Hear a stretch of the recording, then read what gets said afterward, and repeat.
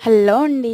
ఎప్పటినుంచో అనుకుంటున్నానండి వాడపల్లి వెళ్దామని చెప్పేసి. నాకైతే వాడపల్లి వెళ్ళే అదృష్టం వస్తుందో లేదో అని 5 మంత్స్ నుంచి అయితే నేను వెయిట్ చేస్తున్నాను.